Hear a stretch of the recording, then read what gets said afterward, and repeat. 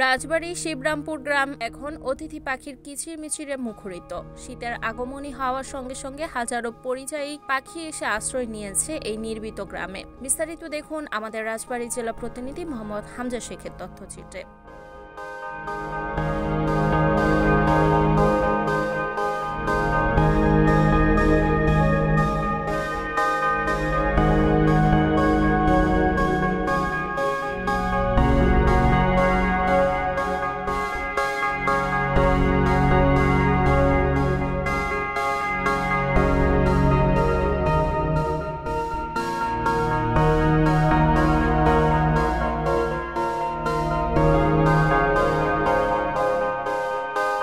রাজবাড়ী সদর উপজেলার বাণীবহ ইউনিয়নের শিবরামপুর গ্রাম।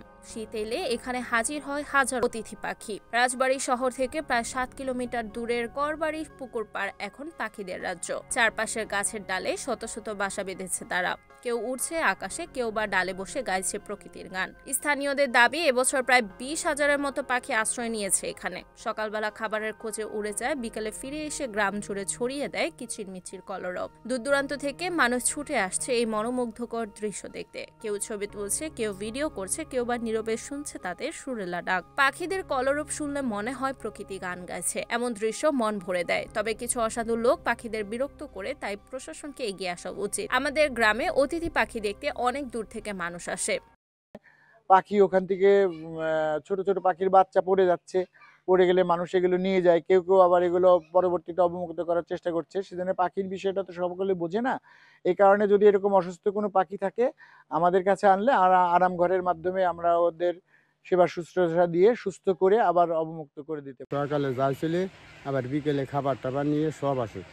অনেক বাচ্চা আছে, অনেক ডিম পাচ্ছে। ঠিক প্রায় অনেক সময় কয়েক বছর যাবৎ পাখি আগে অল্প অল্প আসতো, এবার 10 থেকে 15,000 পাখি এসে বসবাস করতেছে, ডিম পাড়তেছে, বাচ্চা উঠাতেছে, খাবার আনতেছে, মাঠে যেতেছে। এইভাবে ওরা চলছে। আর রাতভর কিচিরমিচির করতেছে।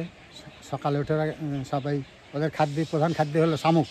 এই শামুক নিয়ে আসে, শামুক নিয়ে এসে ভাঙিয়ে দিয়ে বাচ্চাদের খাওয়া। বাড়িবহ শিবরামপুর করবাড়িতে অনেক অতিথি পাখির আগমন ঘটছে।